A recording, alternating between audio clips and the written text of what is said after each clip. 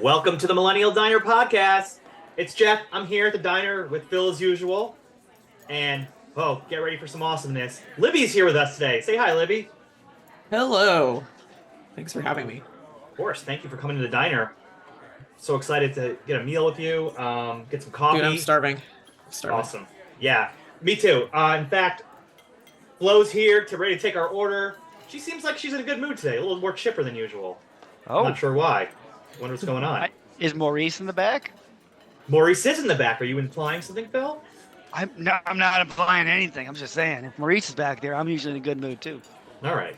We'll figure out what's going on between Flo and Maurice some other time. But right now, I'm gonna let her know that I want Daya cheese mozzarella on French fries. So plant-based cheese fries. That's what we're going for here. Side of marinara, a cherry Coke with three maraschino. How you say it? Maraschino. Maraschino. We do that? I don't feel like that's good to do. I'm Irish German, so no, I'm not gonna do that. Yeah. Okay. Anyway, I'm Irish German. Oh, see. There you go. Yeah, I actually am. Perfect. Yeah. So 3 maraschino cherries in my cherry Coke and a black coffee. That's bold for 8 a.m. That is. Well, you know. Well, that's cherrylicious. That's a lot of cherry in there. I like it. The thing with a diner is there's no real time at a diner, right? It's a vortex, and you go in there so you can have any meal you want at any hour. Yeah. What are you gonna have, Libby? I thought I knew what I wanted, but then you completely just there's a little bit of upside down going on for me right now, but I kind of want to keep it simple just to not have a curveball happen so I could be present. I really like gluten-free toast with some avocado. Ooh, yeah. An egg over easy with some red chili flake. And then I'm probably just going to go with an orange juice. Oh, so very I'm nice. too excited and caffeine and excitement together, that's not going to be a good combo for you guys. So for your sakes, orange juice. We appreciate it. Very much. Keep it in check. Good job keeping yourself in check. I'm going to have, let's see, I'm going to go with a black coffee, rye toast, and a little bit of butter. Just a little. Wow. Something new, it sounds like. Well, it's a different sequence. Usually I do the toast, then the coffee, so it's a little different today. Wow. Right. Branching out. That's what this is all about. Branching out. We're branching out.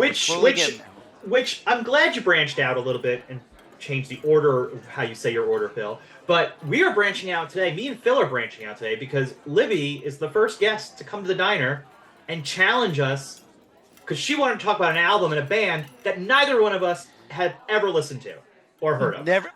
Never even heard of this band. I've never heard of this band. It's either a brilliant choice on my part or just really terrible, and I'm gonna go down swinging. I'm gonna do it. I love it. The band is called Counterfit, and the album we're gonna be talking about today, listening to is Super Amusement Machine for Your Exciting Heart. Oh, you have it on the vinyl. There it is. Yes, I do. You have it on the vinyl? Vinyl. Yeah. Is it the clear one? I believe I have the red Or one. is it black? Red one. Okay. Because I happened to bring up Discogs while I was looking at this, and I was like, "Holy cats! These are going for big dollars." The cheapest you can get the clear one. Oh, you got that's a nice red too. It's cool. What year was that pressed? I think I got it when it came out. This album came out June 25th, 2002 on Negative Progression Records. And that's a big thing. Also, what? It could have been years later. Yeah. Also, Negative Progression Records is a great name for a record company.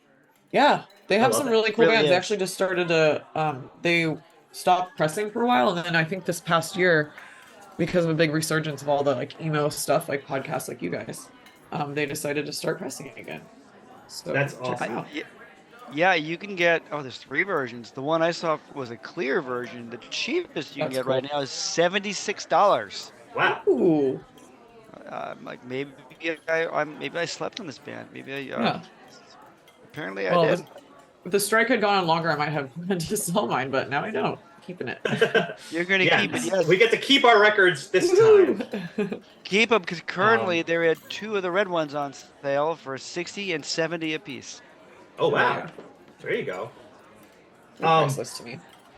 Well, that's what's really what matters, right? Yeah. Right. You know, someone could give you $70, but your memories are worth so much more than that. OG lyric sheet included. Ooh, Oh, boy. very nice. Very That is early very 2000s. nice. That is very early 2000s. You know, it's funny you said that because I listened to this album. Jeff and I had never listened to this album before, and that is the exact thought I had while listening to the album. Like, so very early 2000s sound wise. Like, I was like, I can think of so many bands where this was kind of a similar in nature, not like in sound, because I think actually the Counterfit kind of had a unique sound, but like that vibe of the early 2000s, I could see them scooting right into it. I feel like they definitely did a lot of the scrutin. They did that for sure. Well, Yeah, Jeff. No, one of the things that's interesting, and we're going to get into this a little bit in a second, about they're from San Diego, technically. Like they consider themselves San Diego band, but they're actually from Connecticut. Right. And they moved to San Diego when they started the band, which is really interesting. I want to talk about San Diego for a second before we go more into the band. The city of San Diego. I'm not going to do the Anchorman quote because we all know it. But, you know. I have no idea what you're talking about. Exactly. No one does. San Diego. Whenever I think about San Diego when I was a youth, I would think about Blink-182. One band. I thought of Blink-182. Yeah. That's the only band I thought of. A great band to think about. Oh, a wonderful band. And back and better than ever. I don't know if you all cried to the new song they put out recently. I certainly did. Absolutely. Absolutely. I just wanted to go to Sombreros. Is that a real place to get Mexican food from Sombreros? Yes. They are from I'm from North County, San Diego. They're like from San Diego proper, which is like 30 minutes south. But Adam's song music video shot exclusively in my hometown, which is a really tiny beach town. So that's kind of my apex of just like my personal, like, I don't know, best, just being from the town that Adam's song music video shot in. But yes, Mexican food from Sombreros, just because, absolutely. Well, yeah, we're talking about the song Josie from the 1997 album Dude Ranch by Blink-182. Yeah, no, but it's so funny because you're from San Diego. I can't tell you, because of Blink-182, I think is the reason. I thought it was a mistake that I was on Long Island. I should be a San Diego guy. Like, I always was like, that's where I belong. Mostly because I love Blink-182. But it just felt like I'd go to Pacific Sunwear, I'd get my Hurley shirts, I'd get my Dickie shorts. And fit right in.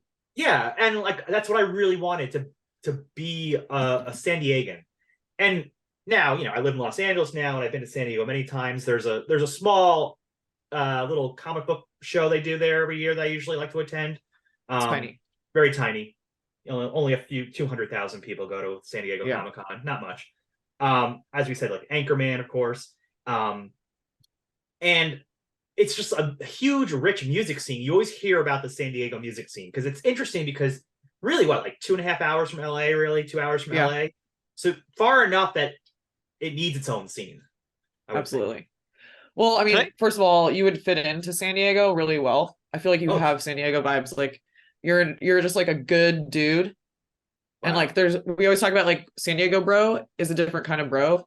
It's not like broy bro. It's just like, this guy's a good dude and he wants to watch some good music and wear his Hurley shirt and go surfing. It's that simple. So you would fit right in. You're welcome anytime. Thank you. I appreciate it. Can I rat off some other San Diegan? Is it San Diegan? That works. All right, let's do. I don't even know that's right. Rat off some other bands from San Diego. You get Drive Like Jehu. Oh yeah, obviously. Obviously, Blade. We talked about Stone Temple Pilots. Pierce the Veil, As I Lay Dying, Switchfoot, which really threw me off. Buck 09. Let's see, with Unwritten Law. I didn't know that. That was my first show ever. Was it really? Unwritten Law at 22 Jacks and the Hippos. That was my first like club show. I went to Warped Tour before that, but. And the Hippos. Okay, hold on. Libby. Libby. My first club show, the Hippos played it as well. Really? Yeah, it was an MXPX That's so wild. Show. Talk about a tiny band, like, but also not, you know, like, but that's amazing.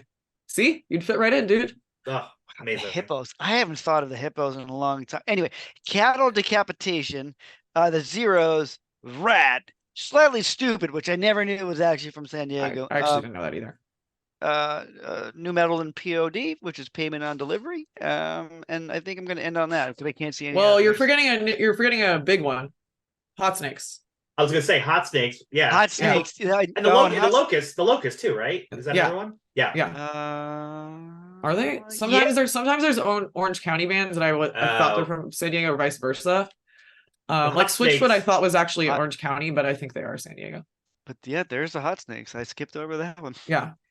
That's Pinback, a lot of bands, man. That's a lot of bands. Rocket from the Crypt, Pinback, Hot Right. Snakes. They're like kind of all in the same world as well, obviously, because they like were playing in bands together, including Plosives, which I don't know if you guys have heard them at all. They're like the new super group. Highly recommend. Very Counterfit, actually. Cool. Yes, the Locust are listed as a San Diego band, as is Pinback. Yeah. So there you go. We got some decent stuff. I think that to your point, Jeff, like, yes, it's far enough away from LA, but also just like it's a different scene in that it is, it's a beach town. Yeah. And I think that like the punk rock that was happening down there, like obviously looking at like 182, but then if you think about Drive Like Jehu at the same time, it did feel, I think, different from like the Hollywood punk rock. Like there was just like that slight, I don't know if it's like more of an openness. It's not as like hardcore. I mean, in the sound it can be because we had a great hardcore scene, but there's just something that it definitely always felt different. And we always got great shows because, bands want to make it worth it up the West Coast. And we had enough of the punk rock labels that were like in Orange County that they would just be like constantly bouncing back and forth. So I didn't realize that at the time. I just was like, this is how every city must be. And then I was just like, oh shit, like I grew up seeing all these Epitaph bands, like like every weekend, like Vagrant's coming through. Cool. Well, it's so funny because like you say that, like I would look and see where bands are playing, and it felt like bands played San Diego as much as they played New York City. You know what I mean? Like, it was just like it was one of those cities that the bands always went to on their tour. Yeah, I probably could have looked into it more, but as I get older now, I realize like obviously bookers, especially back then, I think were more influential than they are now. Yeah. And at least for me, like I was growing up there, so I went to all ages shows, and there was like 3 essential venues, and I think you guys have talked about this too. Like those were the venues that got these bands. So it's like whatever dudes were or gals were booking these shows, like obviously had great relationships with all these like bigger labels, and they just like knew how to book the types of shows. You could go there, not even know who's playing, and just be like, here's my $5, and then discover a band. So I actually would be curious to know, like I haven't really looked at those characters because I was 13 to 18. Yeah, I don't really think about that back then. But did Warped Tour come their own date in San Diego? Not only did they come there, it was at the Del Mar Fairgrounds for a number of years, which was about 5 minutes from my house. Oh wow. So that's technically my first like music whatever. Like I went with my older sister. First time I saw Blink, I got punched in the side of the head. Like, and I had my ears pierced for the first time, so I had like a little bit of blood, and I thought it was so cool, so I didn't wash it off. That's like you were cool. Yeah, I mean, 13-year-old, just like people are like, what is she doing? I'm like, guys, I was in the pit. How cool is that? That's so punk rock. I love every second of it. Do you? So let me ask you this, because coming from, and Jeff and I have kind of talked about this. We grew up, and it sounds like you did as well, where a scene developed around you, and you didn't really know it. 100%. Looking back now, how bonkers is it for you knowing that all these bands grew up right around where you lived? It's super bonkers, and actually looking up the shows that were at this one venue in particular that came a little bit later, it was called The Scene. I was like, what the fuck? Like, how lucky were we that without trying, really, we were able to see like Sub Pop, Vagrant, Epitaph, like, Fat Records, like kind of the mix of those labels back when it felt like those labels really were like, here's a comp and you're gonna love every single band on this comp. Like I didn't realize, I mean, I always knew it because when I met people like Jeff, or like when I went to college and I met people that listened to kind of the same random shit, that's when I was just like, wow, first of all, this is special because my husband, he's from Texas. He always is like, dude, we'd have to drive 45 minutes to see these bands. And I'd be like, oh, I drove 15, paid my $5. And sometimes I was like, oh, 2 shows in a weekend. Like, it didn't even seem like we had to try. And I don't think I took it for granted. I think I was really, I mean, it changed my life, like the course of everything. And like a lot of my whole life is, revolves around music, but like, I wasn't actively looking for it, which is kind of the cool thing. And I think that's, you guys have talked about that. Like it was just there. Yeah. Of course we had to go make the choice to do it. It's not like we were just like handed this thing, but it felt right. And I had a great group I had a small little group of friends where we would just be like, we played soccer, so we couldn't do shit at night. Like we could go party. So we'd go to a show. That's amazing. Friday, Saturdays. Yeah. It's funny you bring up comps, and particularly Fat Wreck, because I within yeah. the last year I got reunited with my favorite of all time, which is the Survival of the Fattest. I'm trying to get that on screen. No, I can't get it because sorry guys. Is that the black and white one? What's the black and white one? No, that is That's this is the one where it opens with High Standards California Dreamin'. I have all those. And I remember buying this CD in Hot Topic for $2. I think that's what it was. And I was like, it was a bargain for all the songs that are on this now. And I was very happy that recently I came in my own local record store had it. And I had lost this along the way. And I was like, I'm going to buy this right now for $10 and whatever, because I want to have my old friend back. So here we are. Yeah, to my parents' chagrin, I have never let go of my CDs. I think I did like shed some, but all of my comps remain firmly in a CD tower in my childhood home, bedroom home. Excellent. You are the best of us for doing that. Or a hoarder, whatever. Either way. Hey, no judgments here. No, what were some of the clubs in San Diego that you would say are like essential to the scene?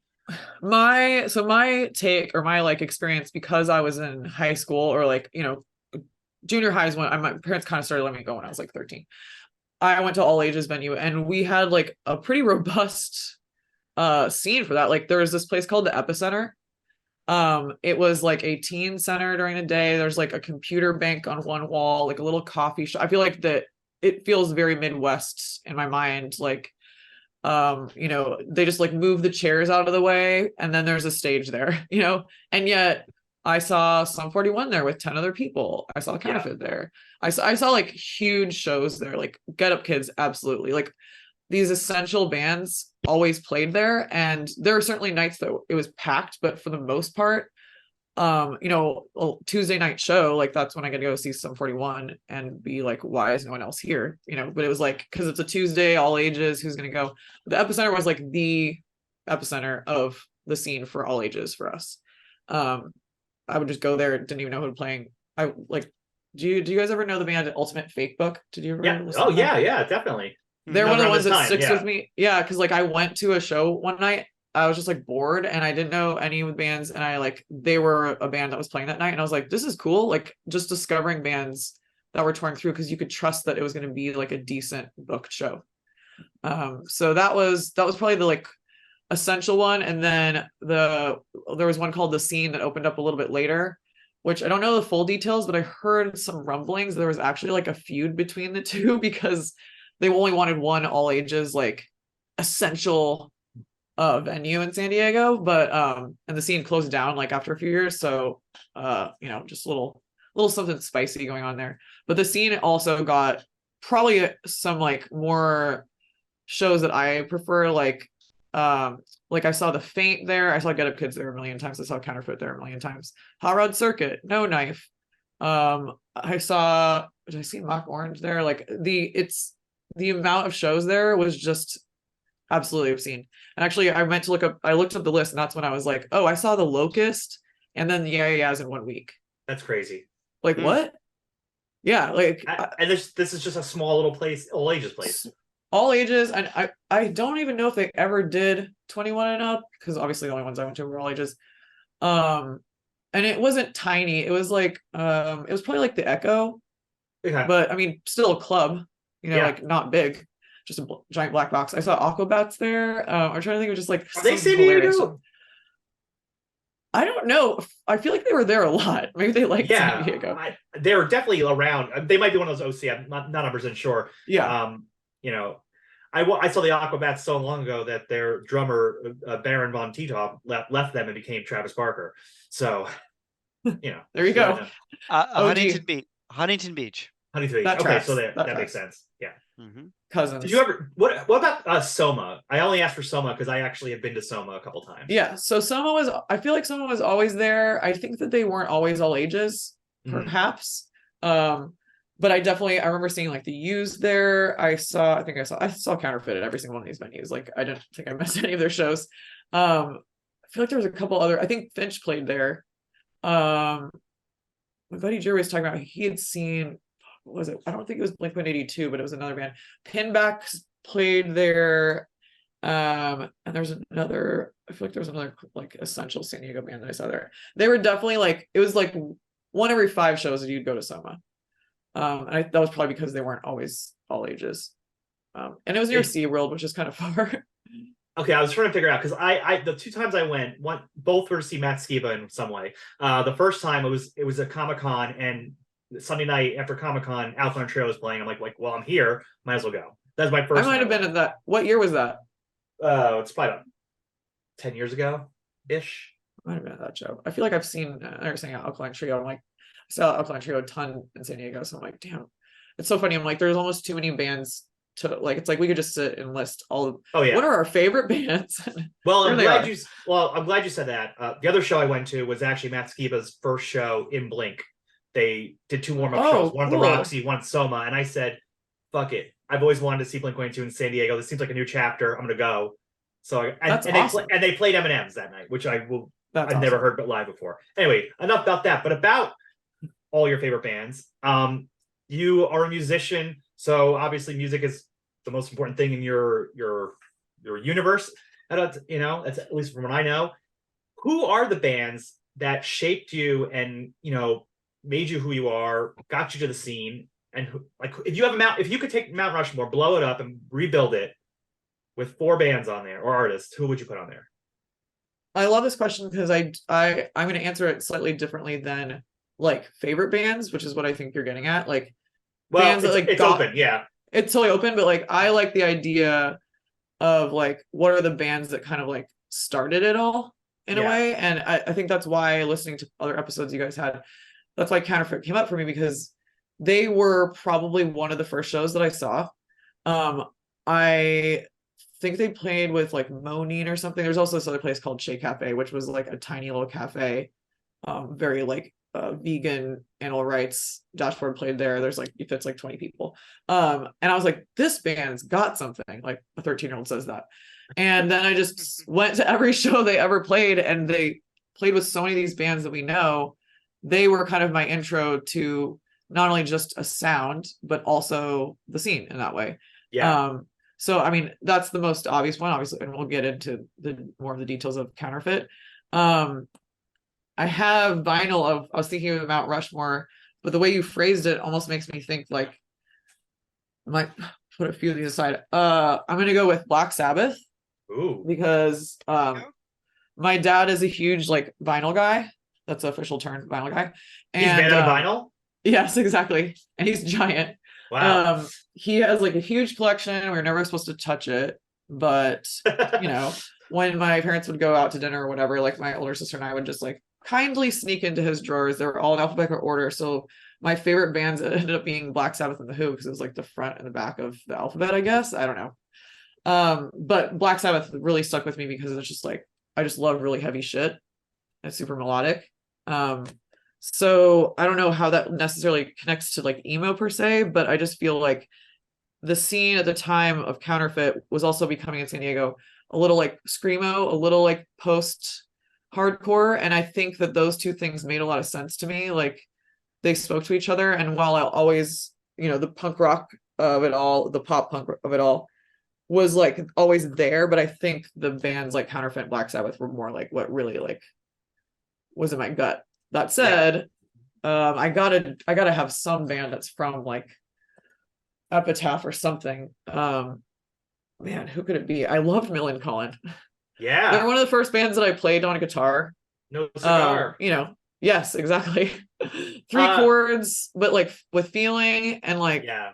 just kind of, I mean, obviously they're Swedish. Like they're just like a little bit different, just the way that they sounded. So they always stood out to me. And of course, you never forget some of the first songs that you learn how to play guitar. Which song did you learn to play first? What was the one where it's like the ballad? It's called the ballad, right? As I say that. Yeah, He's like the last. It's the sad sack one where he's like the last pick.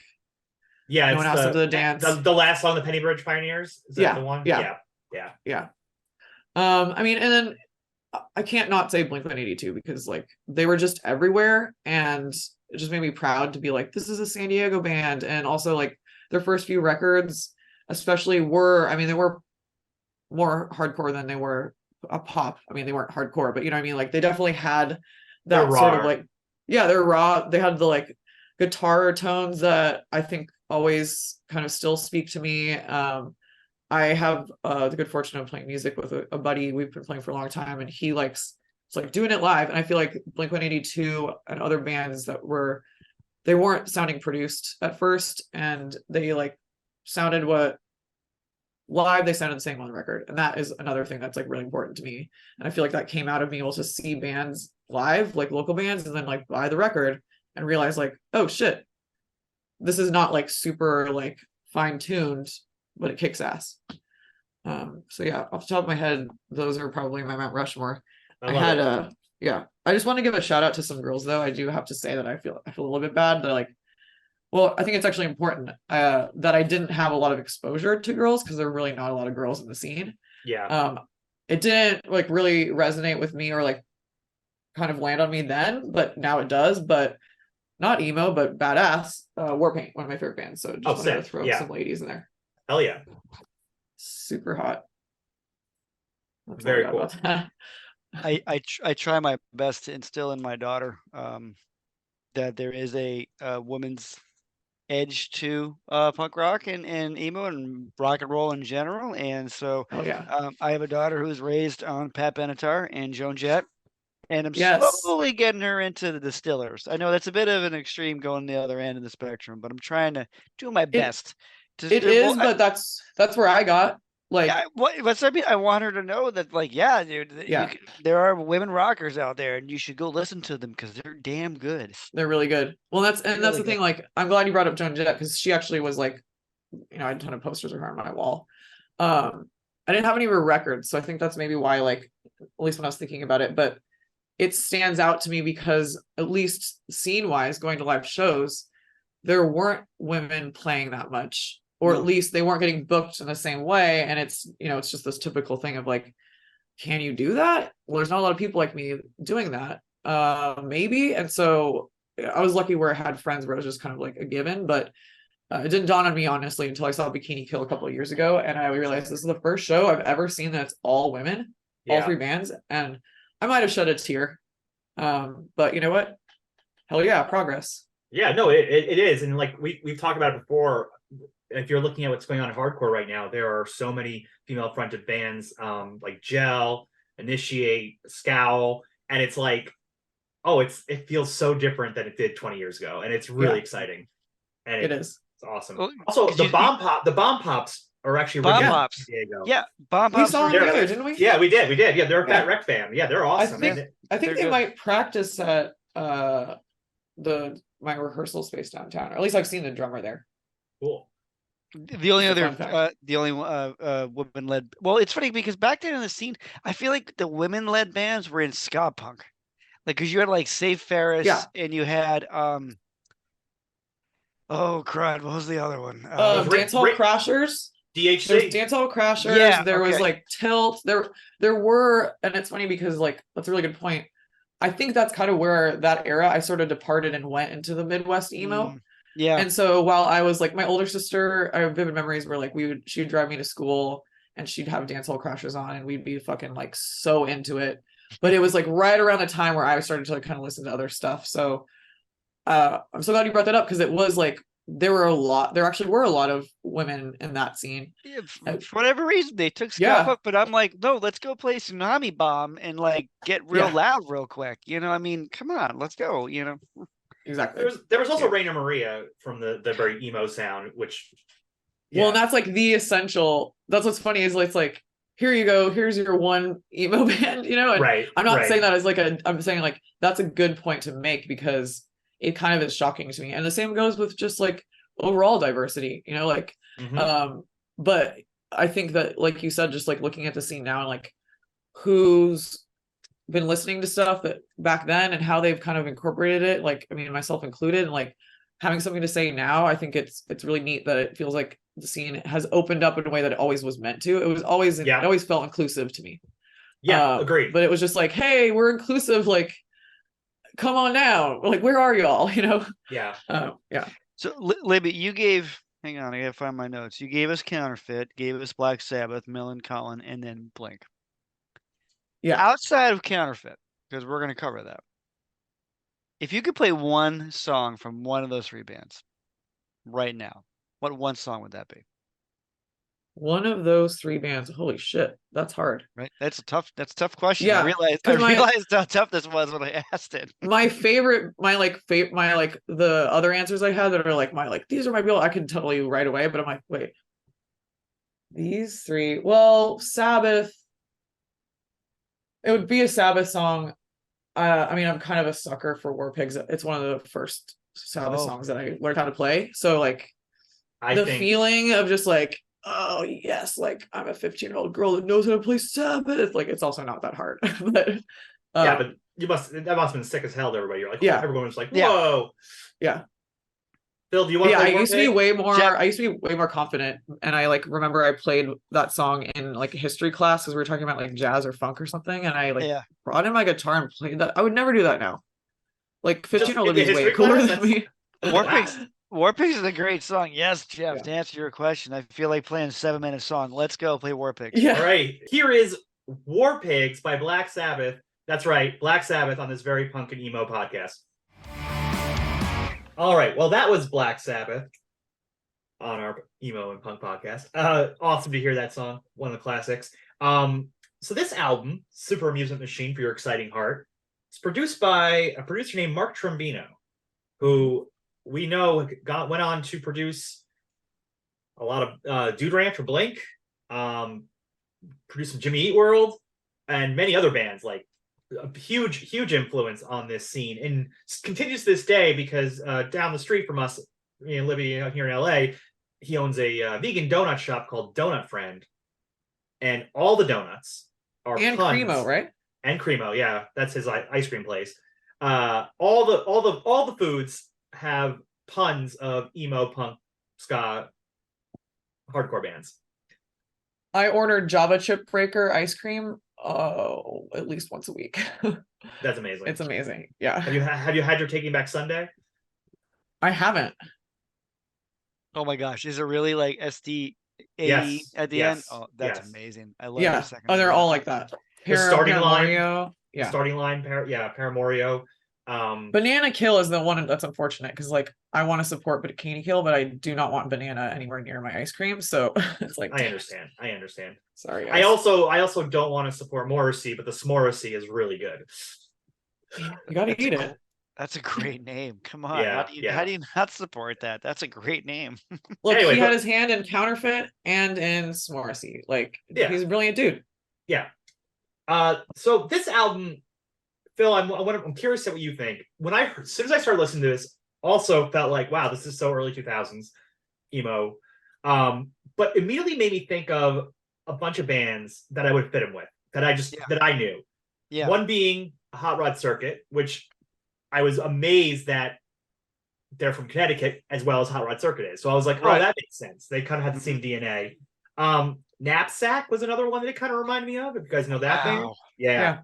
That's a throwback. My goodness. Okay. Yeah. And then we had a local band on Long Island. We did. That was a little bit more, I would say, a little poppier than this. Yeah. Right. But at times, like I feel like they got the same amount of albums. Seems like they were on the same level. This was the Strider. They were. Yes. I know the Strider. You do? Yep. Oh, sick. Yeah, I'm like, I for sure have seen them, but I also am like, where have I heard them? I've heard, I guess I don't know. I feel like maybe it was a Counterfit podcast like recently. Did they ever tour together? I didn't. They just sounded know, similar. No I mean, idea. I wouldn't be surprised if they must have played a show together at some point. Yeah. It just like me as a booking agent now, 20 something years later, I'm like, oh, put those two bands together. Yeah.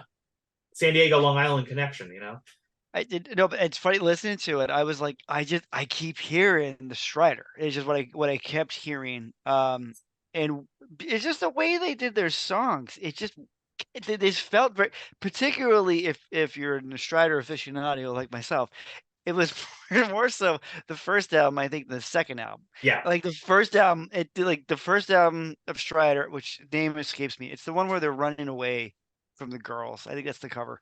And then that one just seems like an audible cousin to this one. It's very funny. The other bands that I kept, yeah, you're 100%. I have I kept one going more. I think, yeah, one more I had, but I think you're going to name it. So, Is it early Jimmy Eat World? yeah, Static Prevails, especially. Yeah, Static Prevails, especially Mind Static meld you Prevails. two. Mind Yeah. meld. That's That- awesome. Well, it just, Jeff and I, yeah. we've been at this a long time. No, but it literally, I kept listening to it. I'm like, this sounds like Static Prevails. And then, Jeff, when you said the producer went on to do Jimmy Eat World, I'm like, did he do the Static Prevails album?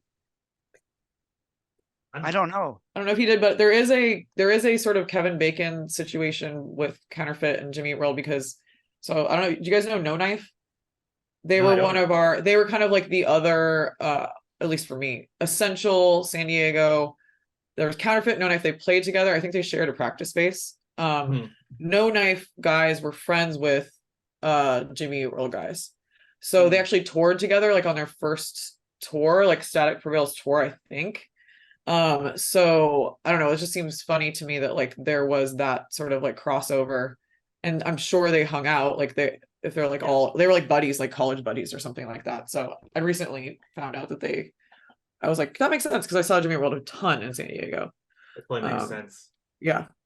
Phil, the Strider album is Masquerade in the Key of Crime. That is it, the Key of Crime. And I remember the last song is like this long piano piece where I always feel like the piano was always sounded like just a little off. I remember right. Wow, that's throwing me back. Otherwise, so Static Prevails, Jimmy Eat World. I feel like I kept hearing a bunch of Piebald in there, and then Autopilot Off, which used to be Cooter, but then became Autopilot Off. Yeah.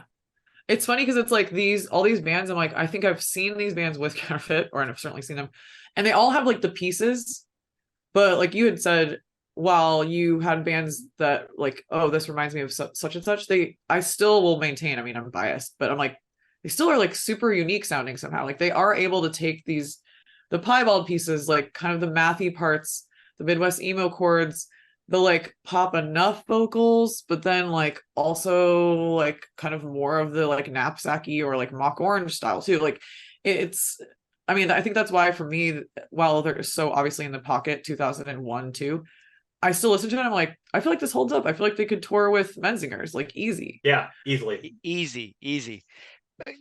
Libby, can I ask you a question? And I feel I really want to have your answer on this because you're a person who saw all the Counterfeit play.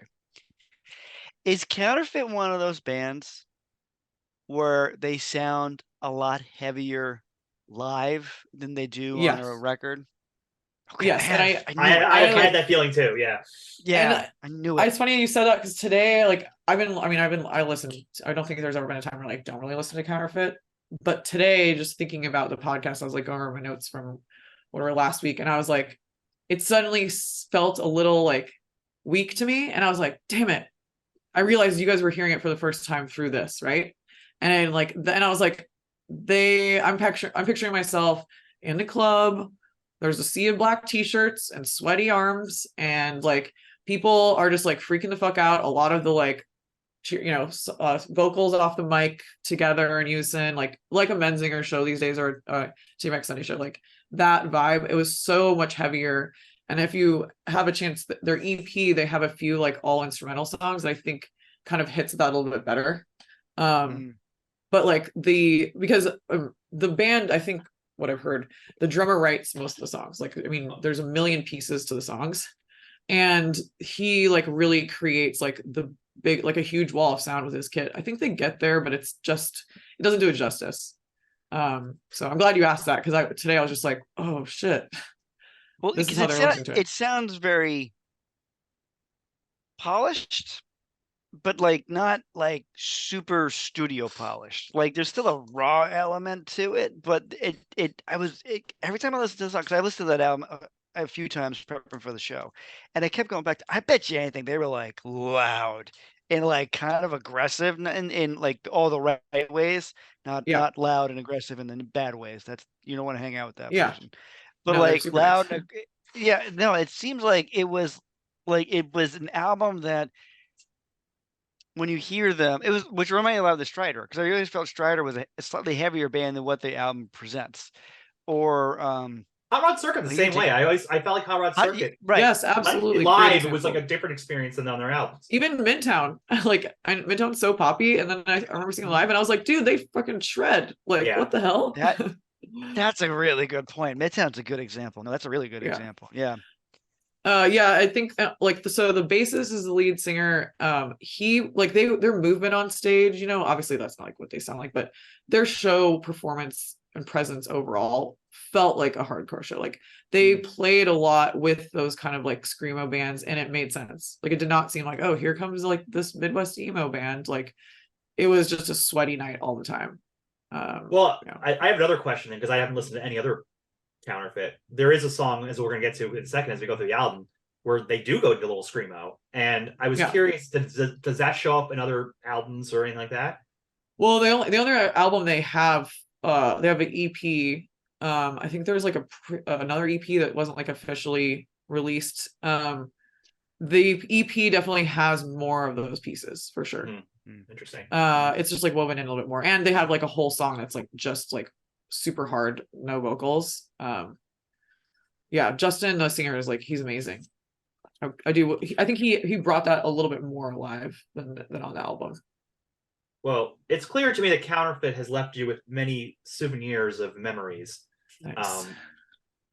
Which is great, because their first song in this album is called Souvenir.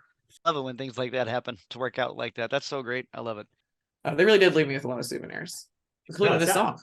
I love that you still listen to them all the time too. Like that makes this band, like, I love, again, going through this experience of you sharing this really special band that we hadn't heard before. Like it really adds to the impact of it. Well, I appreciate you guys letting me share, and I hope hopefully this isn't, it's not boring, because I'm just like, it's just cool that they were so, I mean, they like had such a huge following. All their shows were always sold out in San Diego, and they obviously went on some great tours. Like, and the drummer was, you know, he was drumming for Finch. He was like actually pretty well known in the scene at the time. But they were always like, yeah, they're playing with Hot Rod Circuit, and it's Hot Rod Circuit we all talk about. Like, okay, yeah, they're playing with Moni. Like, so I don't think I realized until later that how much they were connected to all these bands that I loved, and I didn't realize. Like, I didn't know they shared a practice space with No Knife. You know, like, oh, cool. You know, but yeah, the way they persist, it's just interesting. I'm just like, yeah, I'll pop them on. They just never go away. Monina, another band that they remind me of, which is, you mentioned them a couple times. That's so funny. This song is, this is like a very Midwest influenced emo song. You know, it really sets the tone for what the vibe. And this album is all vibes, really, to me. This is like a vibey album. Midwest emo vibes all throughout, and then they mix it up with a lot of other things.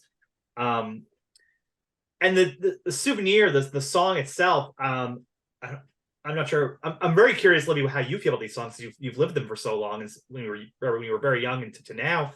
Like, for me, I love this song because it's just kind of this interesting take on a souvenir, right? It's this person sounds like they feel like they self-destructed and destroyed a relationship, and it ended, and it's probably going to fade away, but yet the narrator hopes a piece of good memories will stay, and that their former partner will keep some of them too. Like, even though the relationship crashed and burned, like, hopefully they can have souvenirs of the good times.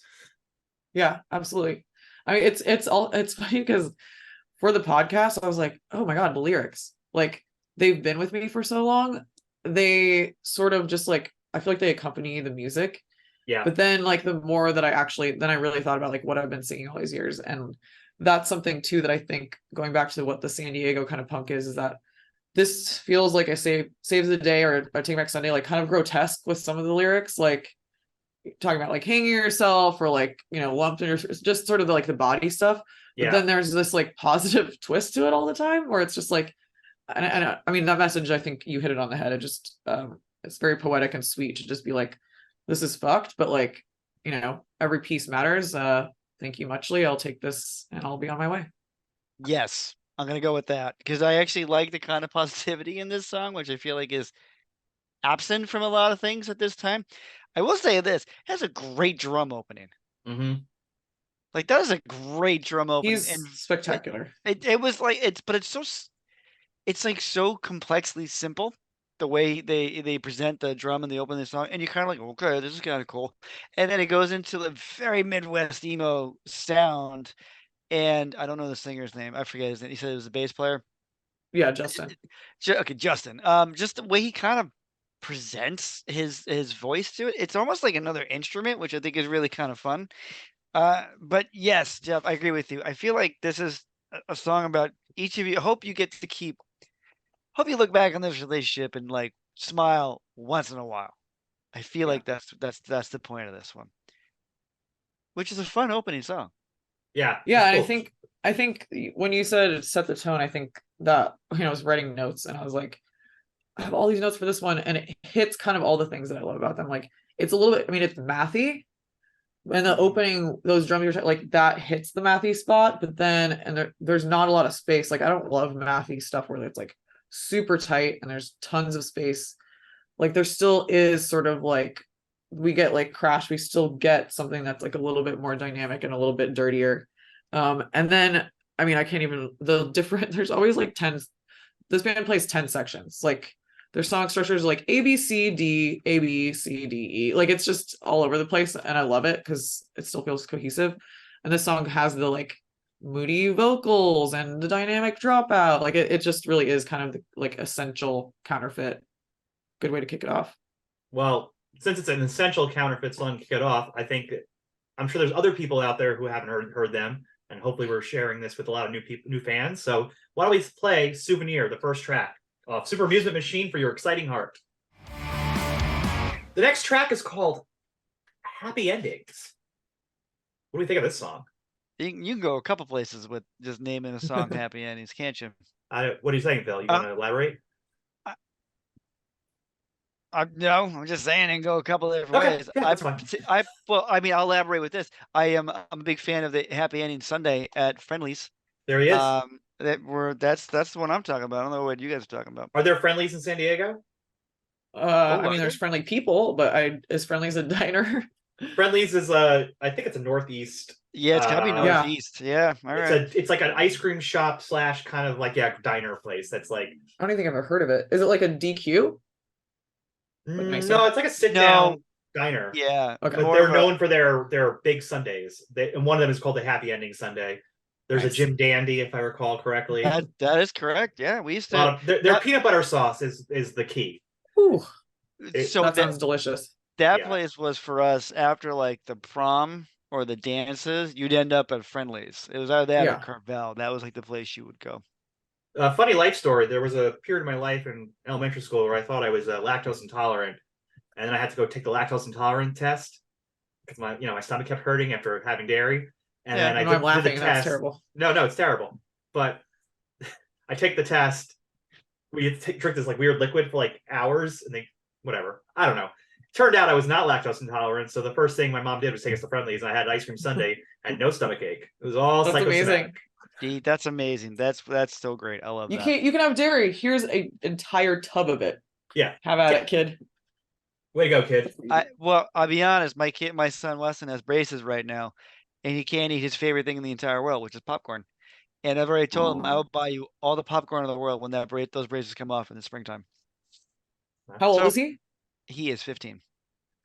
He's ready for those braces to come off. He is dying for those braces to come off. Soon. I can tell you this. I'm dying to stop paying for them. That's what I'm definitely dying for. It would be a happy ending for me when I no longer have to pay for braces. Come springtime, I think I think there's a mention of braces in the song. I'm just kidding. That'd be so That'd be perfectly pretty timed badass. if there would be. I feel like this is a song where you're kind of hoping for the best. You know, like something along that line. That's how I feel listening. Because again, I think Jeff, when you prepped it really well with this, I feel like it sounds a lot about vibes, and Mhm. I feel like that's the vibe I get off this song. It's just kind of Yeah. hoping for the best. I took it kind of my feeling of it off the vibe was Yeah. like the narrator is trying so hard to make this situationship work. Like they might be just sleeping Mhm. together, but they're not quite fully connected. But when they sleep, they dream of it working out, and they send their happy endings they want to have together in their dreams. Yeah, I see that because it's like the lights go out, the TV's off. I'm TV's off. Yeah. sending happy endings. Like he's trying. Yeah. They're wishing it They're to. bedroom friends. Yeah. Like Oh, it's yeah. funny. I have a song. One of the first songs I wrote about my now husband. I'm like reading this. I'm like, oh wow. I mean, I didn't rip it off, but like maybe I kind of did. But I think it's like a universal feeling of just like, here's where we feel safe, but like also, there could be something past this. Like, but right now the lights are going to go off, and like that's where we know like this will be kind of. I mean, and also happy endings. Like obviously, we're safe when we are having sex with each other. But Yeah. maybe the lights will come up sometime and you can still hang out. That's the hope, right? Like, yeah, I think it's we want to move this situationship to a true relationship. Yeah. Right. And it feels more upbeat too, this song, than the first one. Just in feeling, it's a little bit more. Yeah. Yes, the vibe kind of goes up, which is good because I always feel like the second song you should pivot a little bit and kind of go for a slightly different vibe, but keep the momentum going. Yeah. I know what you mean about the inadvertently maybe borrowing from other things. I remember once I wrote a script. Jeff and I were working on a movie together. I wrote a script and I was like, "Here, read this. What do you think?" And he read it. And he's like, "Phil, this is word from Dogma." I was like, "Oh, I see. Okay, well, I'll go fix that. Thanks so much." Yeah, I'll be right back. At least it's a good So, movie you ripped off.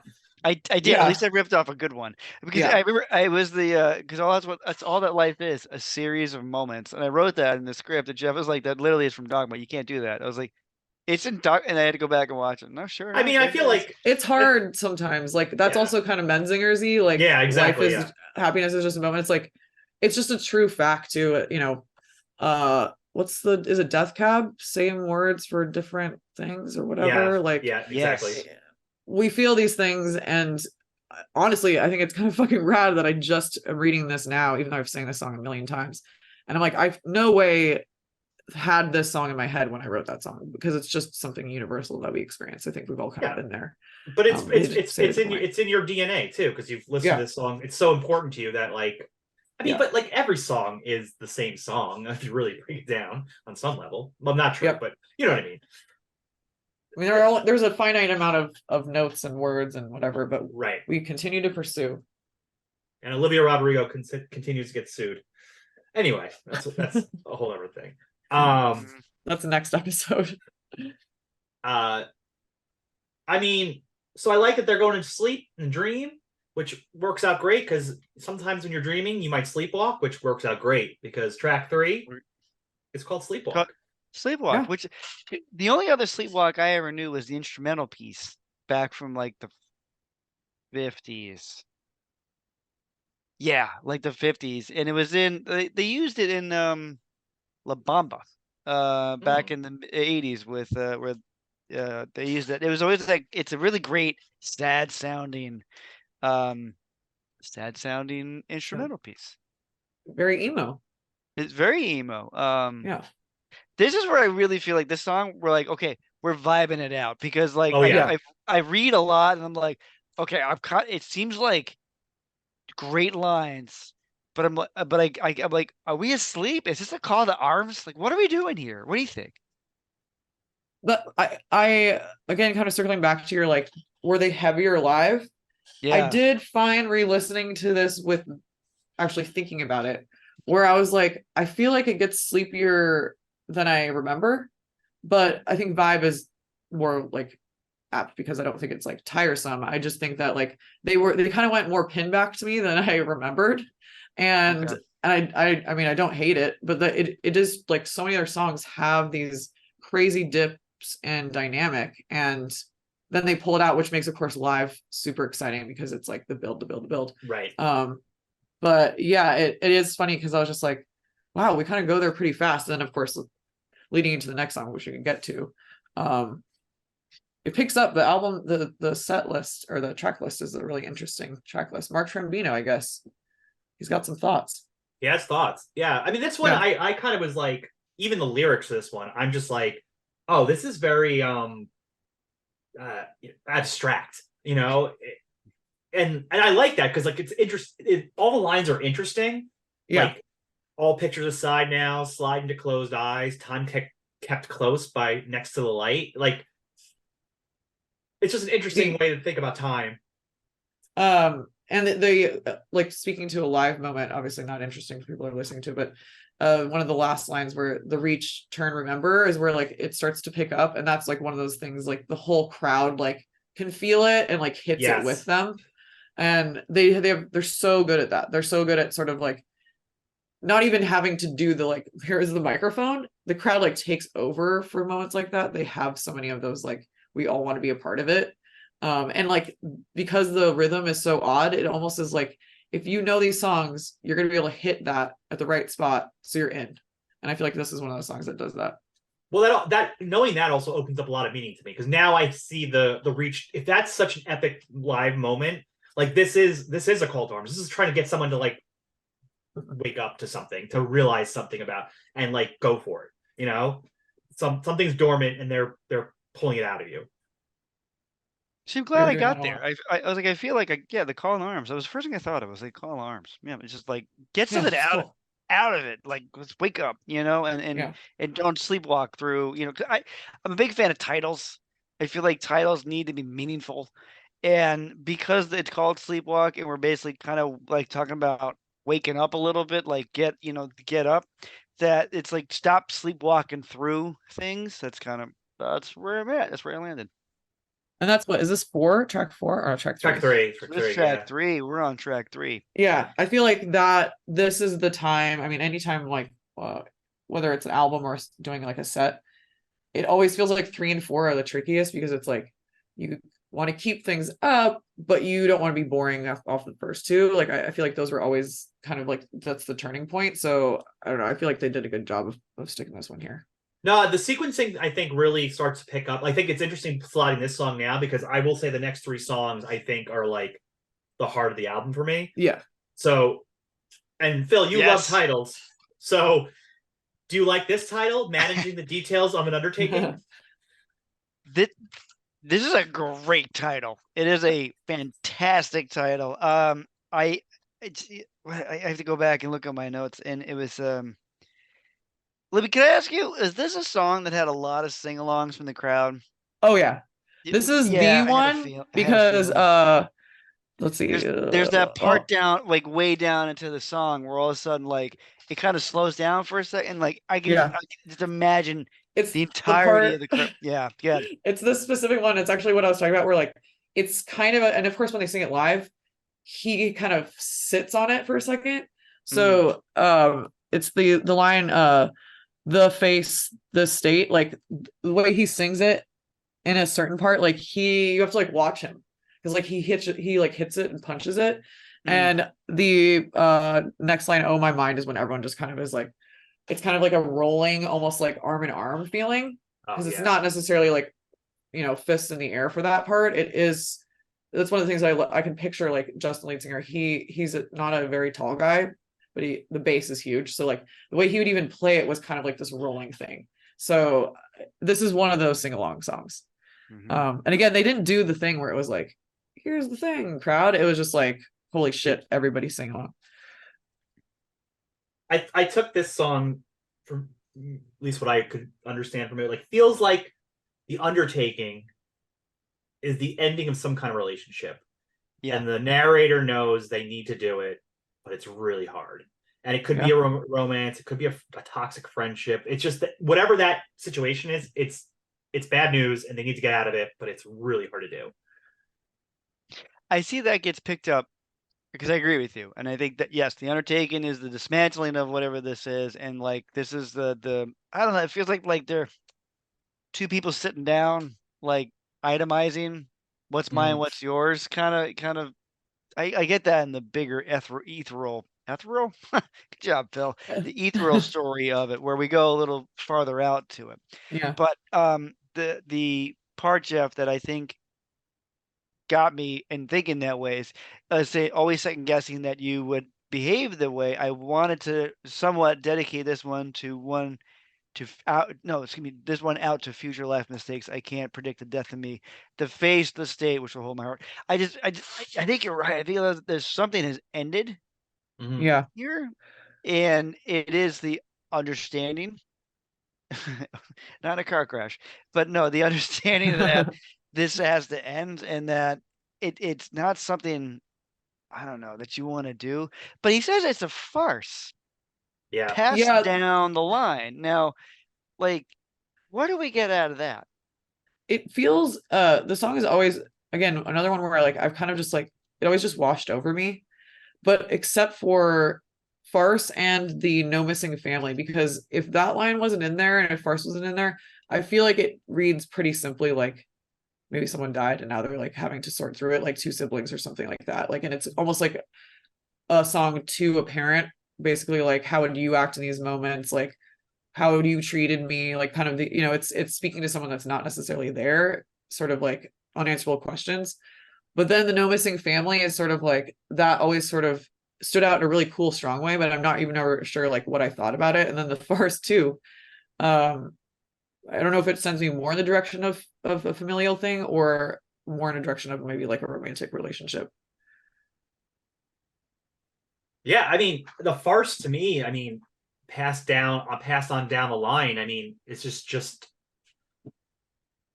it's almost kind of like it's always going to be like this, right? Like, you can't get away from this situation. We think we're moving on and fixing something or moving on for something, but you really can't. You're just going to be in this situation again. Well, maybe it's both. Maybe it's a combination of both. Maybe the familial element is, maybe this happened to my parents and now it's happened to me. Yeah. That makes me think of the Offspring song, has a song like that that's similar to that. But maybe it's both of them. Maybe it's like I said, it's the idea that this happened to my parents or my uncles and aunts or whomever, and it's in the family. And now maybe it's gonna I'm seeing it happen to myself, and that's just gonna keep on passing the time. But even that's all in good time. Yeah, it's all in good time. I think it's a farce, once again, kind of softens it. It doesn't seem like it's so cynical, and the way he sings it too, and whatever the melody that's going on in the song, just overall, it feels like there's sort of it's a soft ending, it's a soft landing. That's all in good time. It's almost like this is all craziness. It's gonna keep happening. It's on a loop. It's a freaking farce, but you know what? We'll get there. And the way he sings it is actually, it's so sweet. I like that. Yeah. That makes a lot of sense because it goes from the sing along to the softer ending, which is good. I just want to point out this one line. I'm obsessed with it. If you were me and I was you, exactly how deep would I see through? Yeah. That's a line you throw at somebody, right? That's a good. Imagine dropping that as a burn and then being turning around and walking away. My goodness. Phil, are you asking a question about listening to this song? I was, actually. Would you like to listen to this song right now? Absolutely. Here is Managing the Details of an Undertaking. The next song is called Feel the Ride, which is also, I think, an important time to stop and talk about the album cover, because I think they're connected here. I can't 100% tell you what's on the cover. My feeling is it's either up close on a race car or a roller coaster car. It's very red, but that's just kind of the vibe I feel. Wait, I'll take the plastic off. I go sports car. That's where I land because of the bottom part where the light is there, but I feel like we're at a carnival. Yeah. Yeah, the super amusement machine sounds like it's some sort of ride. I always looked at this. I know that's how I also felt. It looks like a car, but it also looks like a record player to me, like a jukebox. Oh yeah. Oh yeah, I can see that. Yeah. Almost this kind of is the arm, it flips it, which I always liked because it's sort of thinking of a vinyl or record player as the super amusement machine for your heart is just, I don't know. That Oh, was it makes definitely like sense. my own thing. Twist though, I don't know if you guys if they have this online. So there is a back to it. I don't know Oh, if this helps or hurts. It looks like it's like a chicken air fryer. well, I think it looks like a jukebox now for sure. Yeah, now Yeah, now it now it looks feels like more. a jukebox. Yeah. No, I think Libby, what you thought it was in your younger Like a tape days is player. exactly it. The super amusement machine for your exciting heart is exactly that. It's some kind of music device that's playing music. I think Yeah. that makes 100% sense. But we're going on a ride with this music is the important thing, and this song is called "Feel the Ride." It is. Um, this song makes me feel like we're telling a story out of school. Isn't that a weird thing to say with this song? I feel like I don't know. It's like because he's like, I think I heard a story circulating, wrapped up in it. I feel like he's kind of like relaying a story he heard from somewhere else. Um, I see. You mean like at school he's like sharing a story? yeah, right. Like he's like in I don't know how to respond to that. Siri just next. got confused. Theory has something to say about "Feel the Ride." Siri, we weren't asking you. Siri, I'm not asking you I mean, unless you have a good opinion. I mean, other than that, but no, Yeah. because he says something like it's it's your problem. Don't roll your eye. Where is that? That's down there. Yeah, where you said not Rolling my back our problem. eyeballs. Yeah, Jeff, what do you think?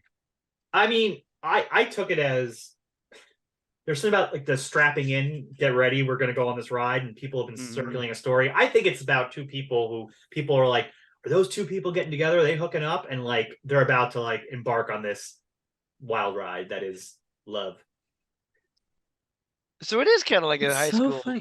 a high school Yeah. story thing where like that's like the story, the rumors got like I've Yep. heard rumors, the rumors are getting out, and you got all all that stuff that goes with it. I kind of like because I know that part, the chorus part where it's like, it's feel the ride, it's bearing down on us, like just breathe, it's gonna be fine. Libby, what about you? I've never thought of it as a like, oh, there's like whispers or but it absolutely feels that way. It absolutely feels like, hey, I mean, it's classic, especially when you're younger. It still applies now though, right? You kind of first get together with a person, you're feeling it out, and then all of a sudden, like people are paying attention and it like puts pressure on you. And like, whereas like you're just like, dude, we just want to have like a first kiss. And now like everyone's watching or talking. And it's like super fucking annoying. But I love that because I've always pictured it very literally.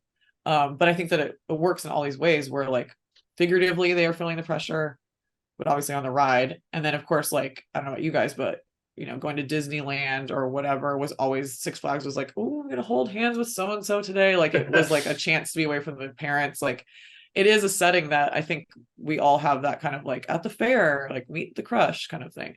But I love that because and it's so obvious because it's the story circulating wrapped up or wrapped in us, made up by. So like someone's making up something and it's about us. So like it's right there. And I just then missed it this whole It's like, time.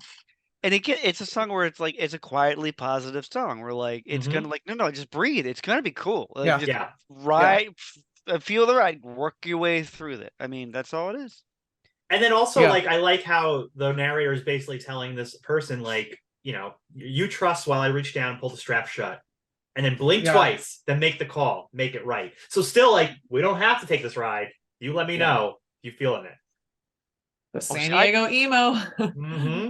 I didn't even catch that one, Jeff. That's a great point. I didn't even catch that. Good job. Yeah, it always just felt very like supportive. It's funny. It's just funny. It's funny to have these feelings and these like I really like this is such a fun exercise for me, obviously, because they've been with me for so long. And I'm like, oh yeah, that's right there. It makes so much sense. Well, you know who else can make sense of it? The audience while they listen to Feel the Ride. Here is Feel the Ride. Phil, how many times have I told you not to lie in traffic? At least once a day. I'm so sorry. Yeah.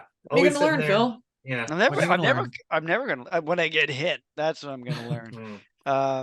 I love the sequencing. Can we just talk about sequencing for 1 second? I talk about something Feel the Ride, like kind of like a car reference, and then we go into a thing about lying in traffic where there are cars. Well, Love when you get little things like that.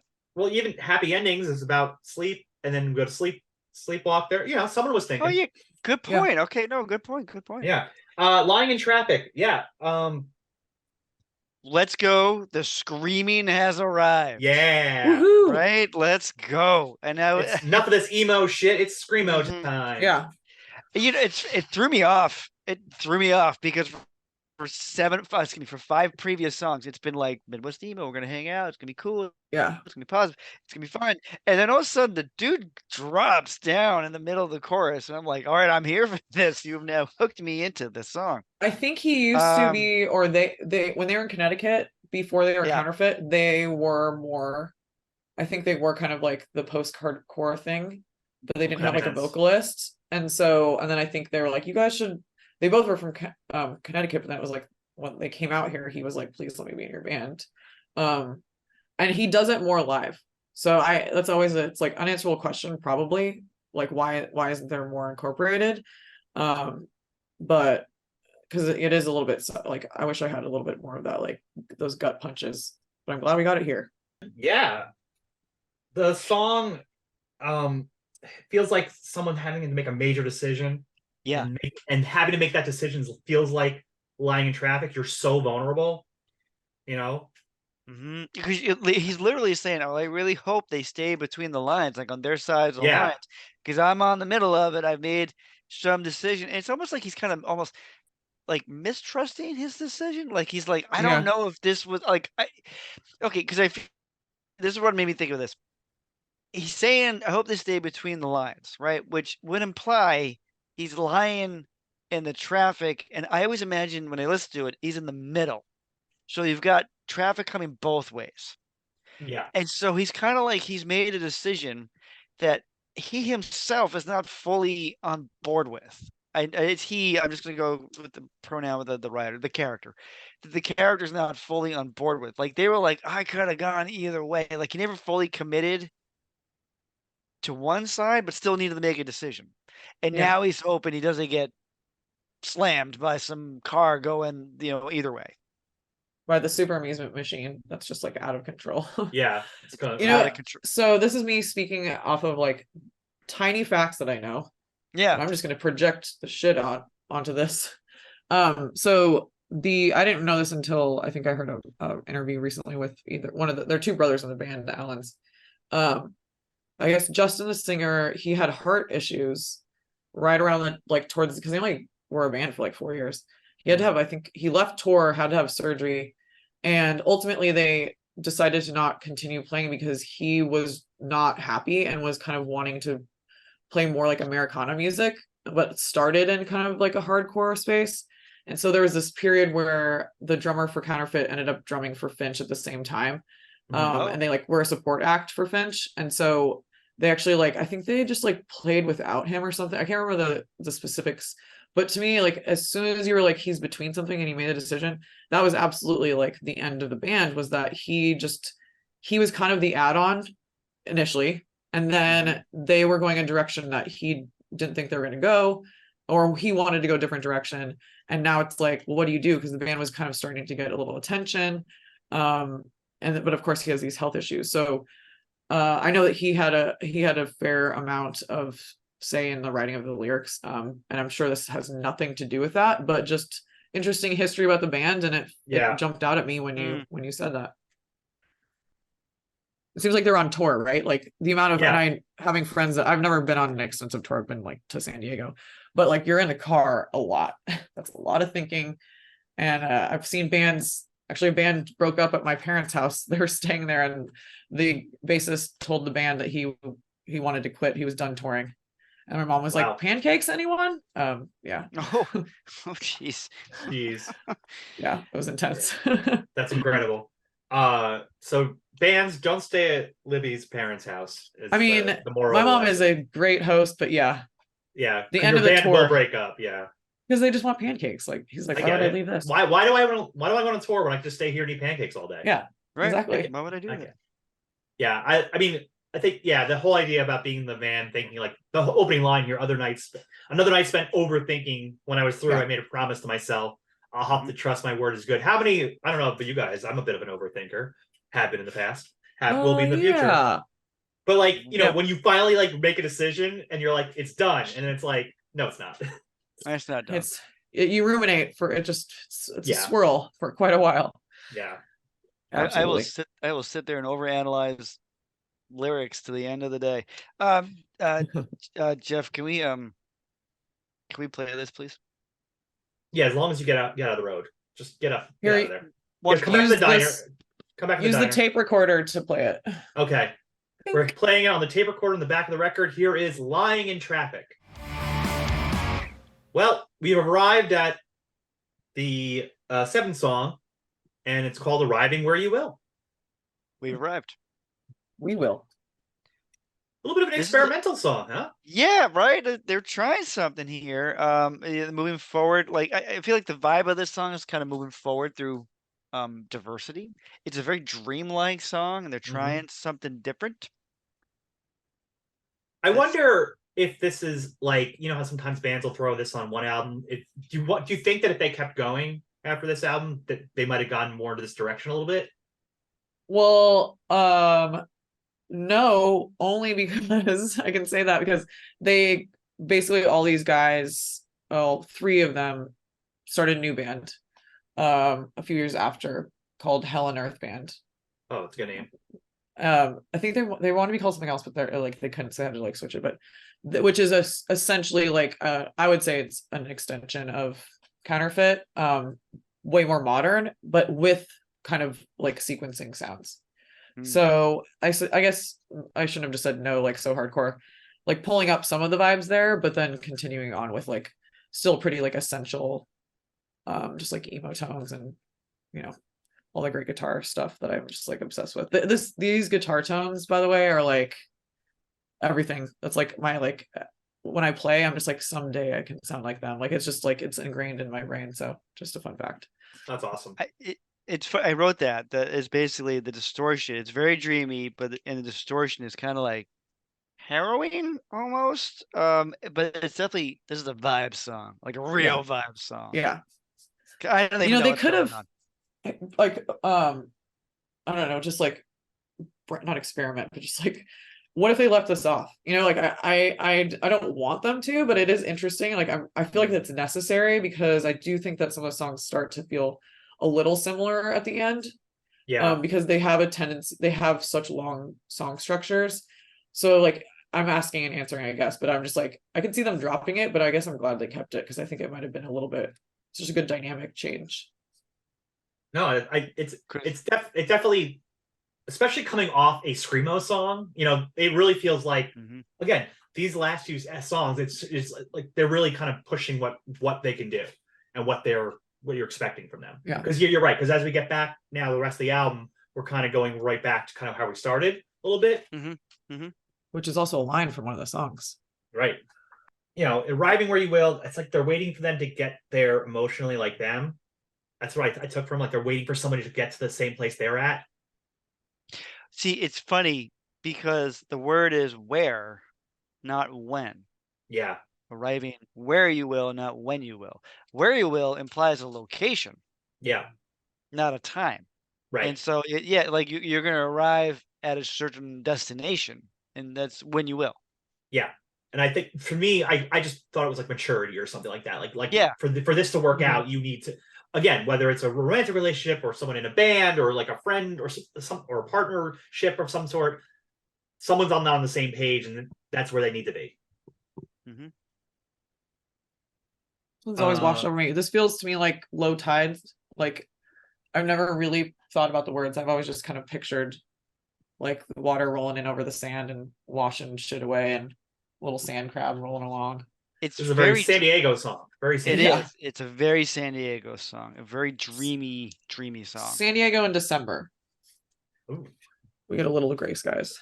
Not much. That reminds me of being in New Hampshire in January, going to the beaches. That's where no one's out there because it's friggin' cold. It's the best. But it's the best because no one's out there. Yeah. Well, it's funny. The next song, called "This Dance," starts off on a dark day. Oh, it is a dark day. That's right. Again, how? It's like I almost set it up. I don't even know how I do it, but there it is. It's dark. This is a very emo lyric. It's dark day out, and at no other time than now can I recount how things are? Like, I need the scene to be perfect, and I need it to be set, dressed perfectly, and sad looking, so I can recount this story. You want to continue that emo wordplay? That next line, she sat still to show them her best moves. Mm-hmm. Oh, it's great. That's great.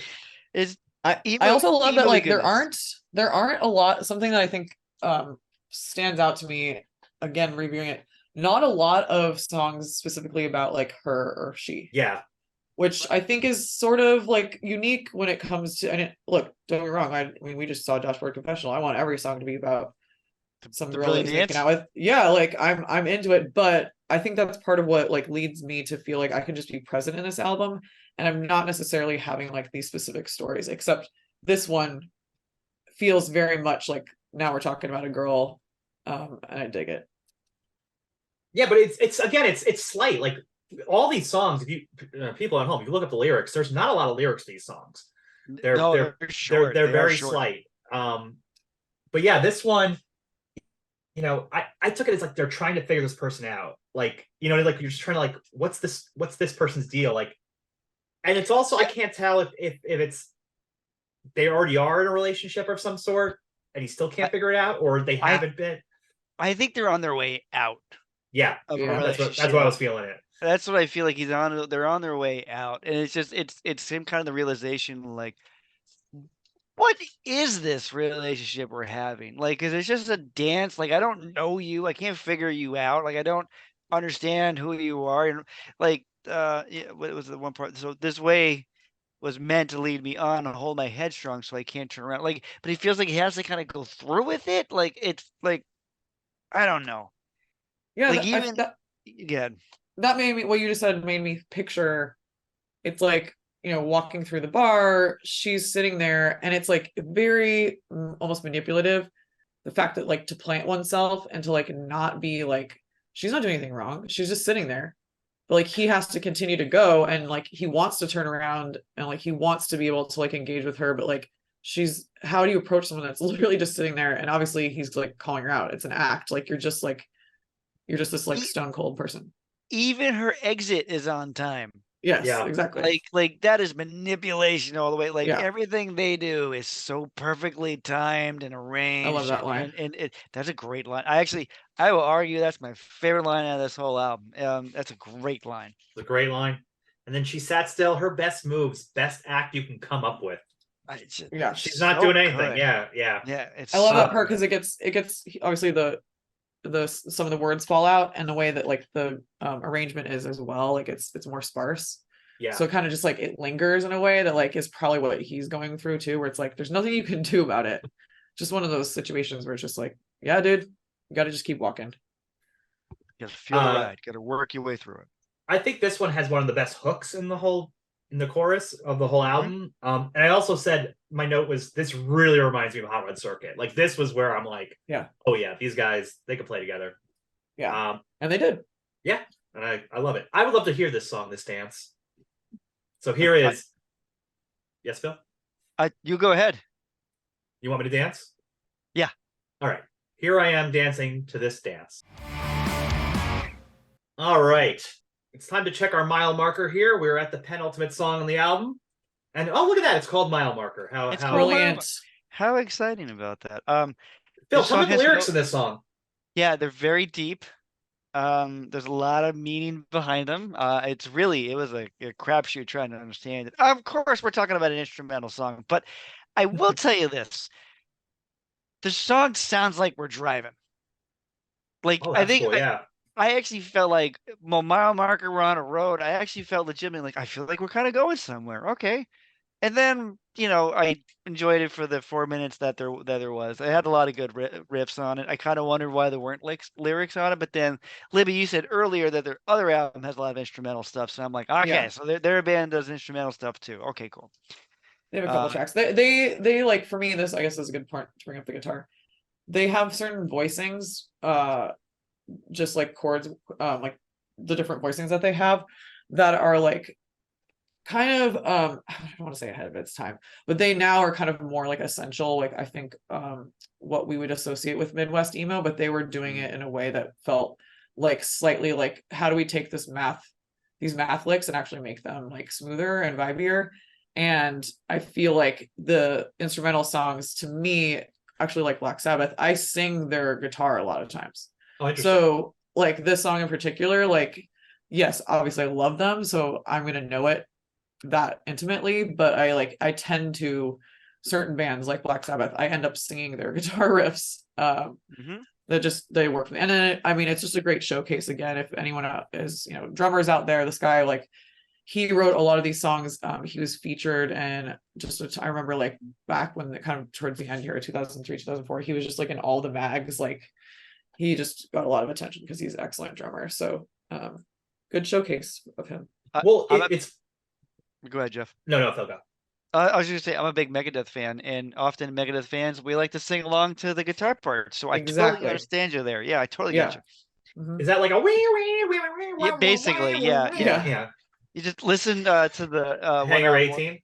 Hanger. Well, yeah. Oh my gosh, Hanger 18. But you do the just listen to that one. The album's called That One Night. It's when they did it's a show in Buenos Aires, and it is so much fun. Listen to the crowd sing along to guitar parts. It's I amazing. think did you mention that was it your first episode? You guys were talking about your like essentials. Mhm. I think that was you one of my did, albums. because Yeah. I remember thinking like, that's my Sabbath. Like, I mean, there are other bands like Queens of Stone Age and Caius, more Caius and Queens of Stone Age. I do that too as well. Like, and just hearing it live is it's almost silly, but it's like badass. But amazing People at love the same music. time. Yeah. You guys ever listen to the band Explosions in the Sky? I was gonna bring that Yep. up. Yes, Yeah. that's a great band. Yeah, which no lyrics, and it's No. all like this. No. And like I really thought this song was so dynamic. Like, that's the thing. I'm like, oh, it's an interesting choice here this late in the album to throw on an instrumental song that, Libby, you're confirming what I thought. Like, I'm like, I bet this was just incredible to watch them play this live. Just watching them rock out. The amount of all those palm mutes coming in there, like, Mhm. it's such a dynamic listen. They're And huge.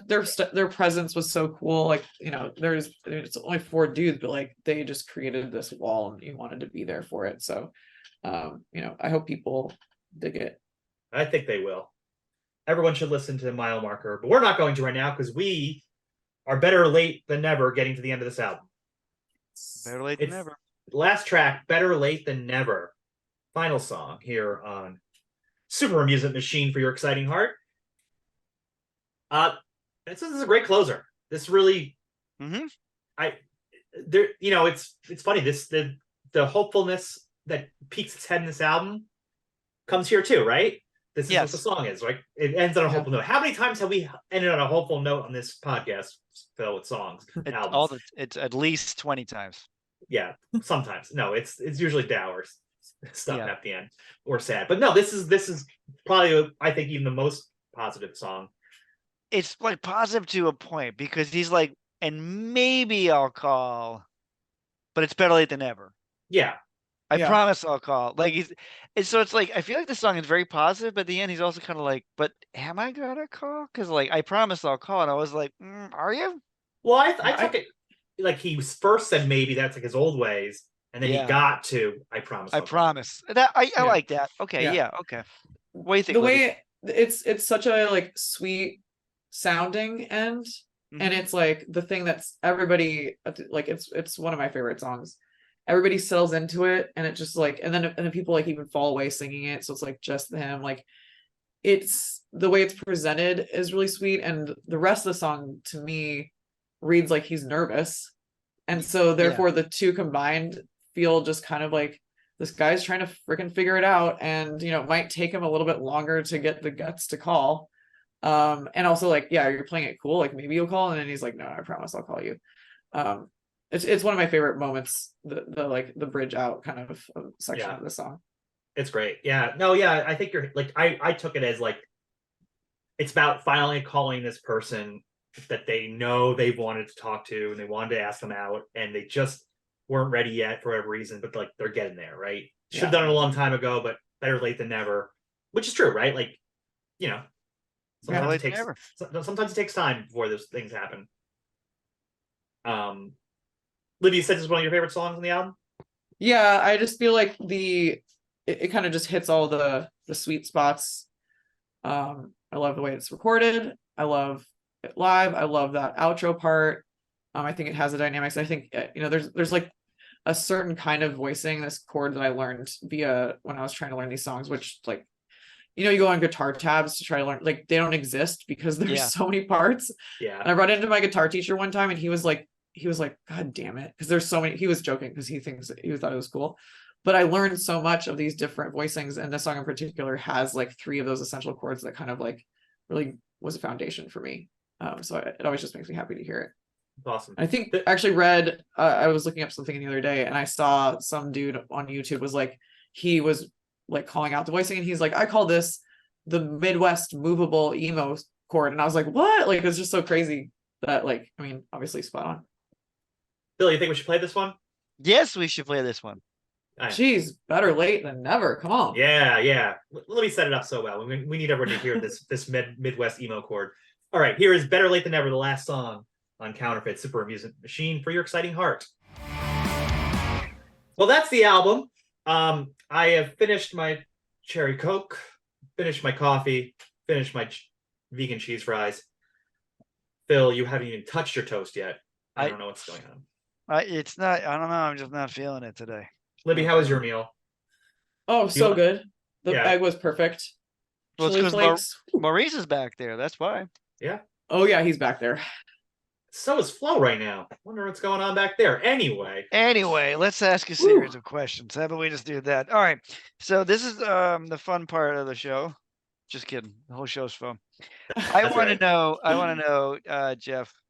Now, remember, folks at home, we've never heard this album before until having to do this show. So this is going to be kind of an interesting answer to these questions, but we're going to go ahead and do it anyway. Jeff, what do you think is the best song on the album? well, Phil, I'm glad you asked that. The best song, if I can find my notes, is look, for me, it's Lying in Traffic. I come alive on this. Like this song, I sat up when I first listened to it. I was like, oh, I didn't know they were going to go here. Right? Like that. I really, because you had a certain kind of song throughout the first half of the album, this popping up, it plays so perfectly because I had no idea it was coming. Yeah. That's Libby, awesome. what about you, Libby? What do you think, as a person, an aficionado of this album who's lived with it for 20 years, what do you think is the best song on the album?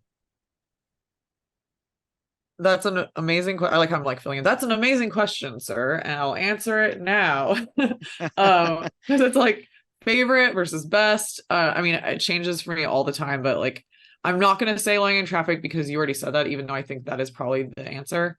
You can do it. Do what you want. If that's the best song for you. I think Feel the Ride for me because it just sort of I'm kind of always going towards the guitar for me, and like that hits just the sweet spots, and it takes me back to when I was like learning new chords and seeing them live and like different guitar tones and just sort of like coming into this scene and seeing also Hot Rod Circuit, their guitar tones very similar, and I didn't realize that until later when I was like, I'm not a gearhead, but when I was trying to become a gearhead.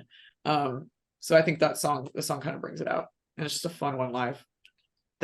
That sounds like a story for another podcast. We're gonna have to do. When I was trying to be a gearhead, we're gonna have to learn more about that. No, Jeff's right. Lying in Traffic is the best song on the album, and for the exact same reason, Jeff, that you said. It's because like I'm like, okay, vibing, and then track 6 rolls around, and I'm like, hello, I have woken up. Let's go. This is, it's a great song. It's a great song. Yeah. All right, Jeff. What song are we going to skip? What are you going to decide to move away from? We talked about it earlier. Libby even debated it at one point. I offered it, yeah. Yeah, and probably because it comes off of my favorite song, and I appreciate them doing something different. It just feels out of place in this album, and that's Arriving Where You Will. Yeah. It comes so early too. Like it almost is like, I think now that we talked about it, the instrumental, it's like one or the other. And yeah, exactly. Yeah. And I noticed I left no qualifier. You could count the instrumental as the skip. But Libby, what are you gonna do? That's the one. I think it feels like it's a. I don't know if you guys know the band, The Color Turning. They're another band. They're an LA band. Shout out to my dudes. They're super awesome. They toured with Counterfit. They played with just a bunch of other bands like Park. I don't know if you guys remember Park. They have a few kind of like track 8s, track 9s that are like that, but the rest of their album like leads into that. So whenever I hear it, I almost always think of The Color Turning, and I'm like, but this is Counterfeit's record. So it just does. It's an awesome song, but it just doesn't seem like it belongs. It's a three-peat because arriving when I'm not. It's just not there. I don't want to arrive it. No, it's gonna arrive somewhere else, just not on this record. Just not on this record. No, it's not a bad song. Yeah. No, it's just oh, yeah, absolutely. It's the outlier, and I feel like it's a distractor. Yeah, I feel like arriving when you will is a distractor. They had a late night with Rob from Pinback, and I thought this was a good idea. Hey, but like Jeff said, I'm not against bands trying something. I'm not. No, of course not. But at the same time, I'm like, but I think it's a miss. Anyway, all right, Jeff. I think this is gonna be the most difficult question for this. Is what do you think is the sleeper song on this? Well, originally I thought it was going to be Manage the Details of an Undertaking, but it sounds like that's a very popular live song when the band was playing, right? That was a fun live one. Yeah. So I'm going to change my answer on the fly, and I'm actually going to go with Better Late Than Never, since it's the last track. Sometimes we forget about the end of the album. It comes after an instrumental, but it's such a sweet song. It's such a positive song to me. I like that one. That's a sleeper. Libby, what about you? What is a sleeper song for you? I mean, I think that's a good answer, mostly because of the placement. Yeah. And because like it isn't necessarily that energetic. And yet like I'm there for it all the time. Like I stick with it, and I'm there until the last note. Like I want them to keep going even, and it feels like by the end of the record, usually that's not what you're thinking. It's kind of like, okay, that was cool. Now I'm going, on to the next. So I think that's a solid answer from Jeff, and now from me. Okay, you're gonna take that one too. Okay, good. Yeah. I was like, the way that was getting set up, I was like, but we're gonna pivot. It's a surprise. No, there's no but. There was no but. Side quest. We're going somewhere else. No, I think you guys are right. I think that's a great. It's a great song. It's a great sleeper song. I feel like a lot of bands struggle with a really great opener and closer, and I feel like the Counterfeit actually manages to do both. They have a great opener and a closer. So I will say you're right. Better Late Than Ever is a great sleeper song. They manage those details. Oh yeah. Libby, thank you so much for coming to the diner. I hope you enjoyed your meal. I hope you enjoyed the conversation. I hope you'll come again with another album. So cool. I feel like I just indulged in terms of food and conversation and music. I hope, if nothing else, someone gets to hear this record and be like, hey, this is new and this is cool. Because it certainly has given me many days of pep in my steps. I just appreciate you guys. You guys are rad. I love all the episodes. Thank you. Long time listener, first time guest. well, you did.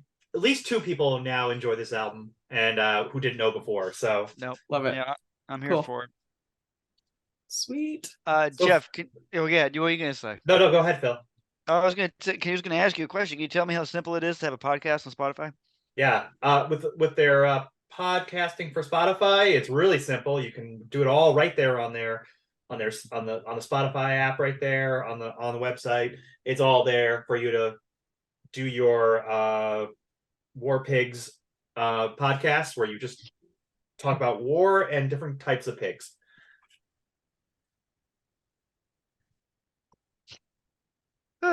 Okay. Sign me up. Sign me up. I'm in. Today we're talking about sycamores and warthogs. Why do you know a random sycamore? Mind. Why did I say sycamore? I meant World War I and sorry, I don't know why I thought about trees. It's been a long day. All right, folks, so remember to follow us on TikTok and on Instagram, on the Facebook and Threads if you're still there. I'm kind of not, but if you're still there, you can go there too. Remember, we're on Spotify, we're on YouTube, and now we've got a store on TeePublic. Check out the Millennial Diner podcast on the TeePublic store. Get yourself some merchandise. Yeah, that shit's available. Holy shit. Yeah, new thing. Yeah. So You're that's not I really feel like a I talked over the information because I got so That's true. excited. Look, Just you're keep not these. really you're not really a podcast until you have merch. You have to have Yeah. merchandise, right? So yeah, the T Public is now where we got some Millennial Diner podcast. You can get there. You can actually find it, and a lot of it was created by our executive producer, my wife Megan, who it does a Woo. lot of work for us for free, and I'm not gonna not acknowledge that. So here we are. Good job, Megan. What else will make them pay you? Yeah, I Okay. pay in You can cut that out. no, I'll keep it in there because she's right. But yeah. It's for the love of the diner. Yeah. Well, this diner was great, but Phil, I'm gonna get into my own super amusement machine, drive on down to Donut Friend, Oh, and celebrate some San Diego punk bands by getting a drive like jelly donut.